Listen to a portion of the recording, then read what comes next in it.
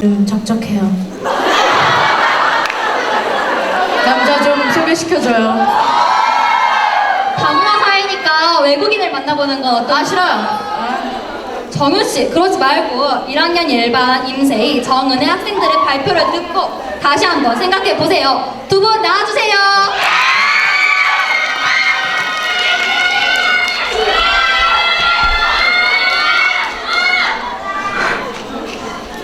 안녕하세요. 저희는 1학년 1반 임세희, 정은혜입니다. 은혜씨, 혹시 여자들이 어떤 대화를 하면서 친해지는지 아시나요? 여자들은 대부분 좋아하는 연예인 얘기를 하거나 간혹가다 19금 얘기도 하면서 그렇게 친해지지 않나요? 에이, 아니에요. 여러분, 혹시 여러분은 아시나요? 네, 맞아요. 여자들은 싫어하는 사람을 뒷담화하면서 친해지기도 하죠? 그럼 어떻게 뒷담화를 하는지 몰래 엿들어볼까요?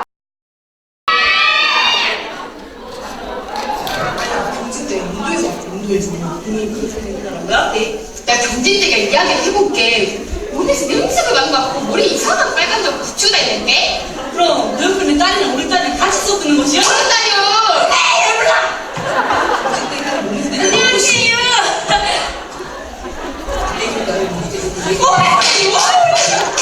꽃피 산책하러 갈게. 꽃피 아니었어? 분명히 산책을 빗자리구만. 보이잖아요. 청소를 해야겠네. 청소를 해야겠어. 아까 어떨래?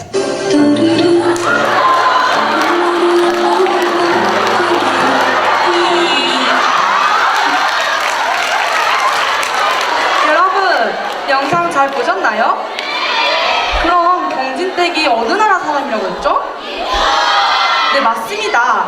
경진댁은 한국 남성과 결혼을 한 인도 여성인데요. 우리는 그녀를 다문화 가정 이주 여성이라고 부릅니다.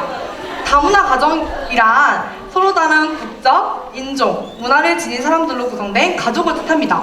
그럼 여러분, 경진댁이 행복해 보였나요? 결혼을 한 후 남자를 따라 한국으로 들어왔지만 경진댁은 상상했던 것만큼 행복하지 않았습니다. 서로 사랑하는 사람끼리 결혼을 해도 꼭 행복한 건 아닌데 그렇지 않은 사람들은 어떨까요? 잠깐만요, 은혜씨. 결혼은 원래 사랑해서 하는 거 아닌가요? 결혼을 사랑해서 한다고요? 네! 아이고, 세희씨 진짜 의외로 순진하시네요. 잘 들어보세요. 매매혼이라는 게 있어요. 매매혼이요? 매매혼이란 이름과 같이 물건을 사고 파는 것 같은 결혼입니다. 주로 남자가 여자들을 쭈르륵 줄 세워놓고 손가락질을 해서 단 한 명과 결혼하는 방식으로 이루어지죠. 그럼 이때 남자들은 어떤 여자를 선택할까요? 네, 맞아요. 남자는 예쁜 여자를 선택하고 여자는 돈이 많은 남자를 선택한답니다. 그렇게 결혼은 투스피드로 성사되죠. 헐, 말도 안 돼. 사람이 무슨 물건인가요? 이렇게 물건처럼 팔려 한국으로 들어온 여성들은 이런 말도 안 되는 결혼을 했지만 이곳에서 잘 살아보겠다고 다짐을 합니다. 하지만 세상이 어디 뜻대로 되던가요? 한국에 들어오는 순간 그 다짐은 처참하게 짓밟히고 환상은 와장창 깨져버리고 맙니다. 한국인 남편의 상당수는 아내가 마치 하교라도 되는 것처럼 부려먹고 심지어는 가정폭력까지 행사한다고 합니다.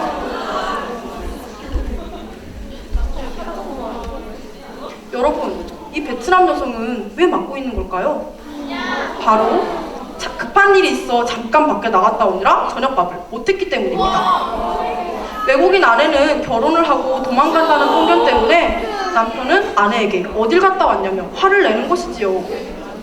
이런 대우에 몸도 마음도 지친 여성들은 이혼을 하고 싶지만 그것조차 그녀들에겐 허락되지가 않았어요. 대체 왜 그럴까요? 바로 남편이 고향에 있는 가족에게 돈을 보내주고 있기 때문이죠. 또 아이가 있는 경우에는 어느 나라에서 아이를 키울지도 문제가 된답니다. 이것뿐만이 아니라고요. 여러분, 동네에서 이런 힌두교 사원 볼 수 있나요? 그럼 이런 옷은요? 네, 맞아요. 이런 풍경을 보기란 힘들죠? 심지어 말도 잘 통하지 않는다고요. 그녀들은 고향과는 다른 환경에 심한 소외감을 느끼고 우울증을 겪기도 합니다. 하지만 주변에서는 그녀들을 이해해주려 하지 않고 적응만을 요구하죠. 실제로 마리빅 망오바 씨가 딸에게 필리핀어를 가르치려고 하자 주변에서는 아니 한국에 왔으면 한국어를 배워야지 왜 필리핀어를 가르치는 거야? 애가 한국어를 못하면 어떡해? 라며 타박하였습니다.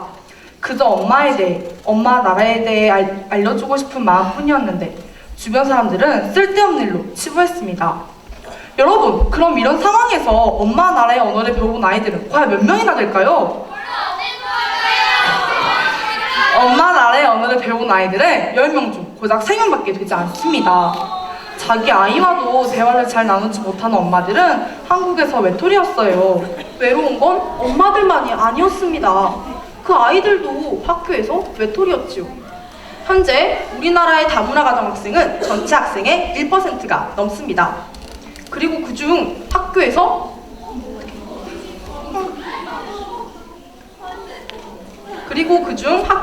집단 따돌림을 당한 학생은 몇 퍼센트? 맞아요. 무려 37%나 된다고 해요. 특히 부모가 후진국 출신인 아이들이 따돌림을 많이 당했다고 합니다. 그럼 여러분, 일본은 어떨까요? 여러분은 일본 좋아하세요? 아니요! 맞아요. 다른 사람에게 물어봐도 비슷한 대답이 나올 겁니다. 그리고 이런 일본에 대한 부정적인 인식 때문에 일본인 엄마를 둔 아이들은 야, 일본을 꺼져! 이런 말을 듣고 심지어는 매군더래요, 매군더! 이런 말까지 들어야 했어요. 이처럼 몇몇 다문화 가정 아이들은 특정 국가에 대한 인식 때문에 차별을 받기도 합니다. 여기 하은이도 이런 이유로 힘든 시간을 겪고 있다고 하는데요. 우리 같이 하은이의 이야기를 들어볼까요? 제일 슬프고 신경질이 날 때는 길거리에 갈 때 날 보고 뒤기 새끼라고 놀리고 도망가는 건이다. 끝까지 쫓아가서 때려주고 싶지만 하루 이틀 듣는 이야기도 아닌데 그냥 잤습니다. 그러면 길거리에 분명히라도 던져야 속이 풀립니다. 여러분, 혹시 튀기새끼가 무슨 뜻인지 알고 계시나요? 튀기새끼는 원래 수탉나기와 암소사에서 나는 동물을 이르는 말이지만 다문화 가정 아이들을 비하하는 말로 쓰입니다. 하은이는 이런 말은 자주 들어서 익숙하다고 했습니다.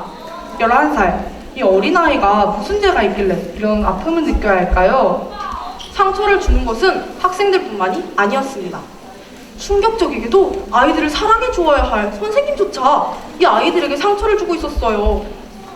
캐나다인 아빠를 둔 릴리의 이야기입니다. 지금부터 여러분은 릴리 반 아이들 역할을 맡아주시기 바랍니다. 나 릴리, 쌤, 저 질문 있어요. 릴리, 넌 도대체 몇 번을 질문하는 거야? 너는 바보니?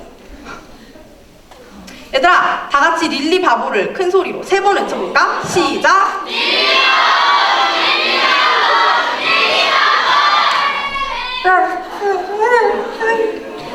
두 번째 상황입니다. 김치를 먹지 않는다. 릴리, 너 왜 김치를 안 먹는 거야? 매워요. 뭐? 맵다고? 너 절반은 한국인이잖아. 근데 왜 김치를 못 먹어? 어이가 없어. 이러면 나중에 너 시어머니가 좋아하시겠니? 결국 릴리는 적응장애로 6개월 동안 정신과 상담을 받았지만 상처에서 완전히 벗어나지는 못했습니다. 여러분, 우리나라에는 다문화 가정 지원센터도 있고 다문화 교육도 하고 있어요. 그런데 왜? 도대체 왜 그들은 아파하는 것일까요? 바로 그들을 동정하지만 동등하게 보지 않는 우리들 때문이지요. 우리는 머리로는 알고 있지만 마음으로 받아들이지 않고 있어요. 그럼 여러분, 간장치킨은 치킨이 아닌가요? 그렇죠. 프라이드 치킨만 치킨인 것은 아니잖아요. 이처럼 그들도 우리와 다를 것 하나 없는 한국인입니다. 우리처럼 친구와 수다 떠는 것을 좋아하고 연예인 노래를 따라 부르고 세월호 사건 때 함께 울던 우리와 다를 것 하나 없는 이들입니다. 여러분, 이 아이들 예쁘지 않나요? 하지만 우리가 우리가 진심으로 다가가지 않는다면 이런 밝은 웃음은 절대로 볼 수 없을 거예요.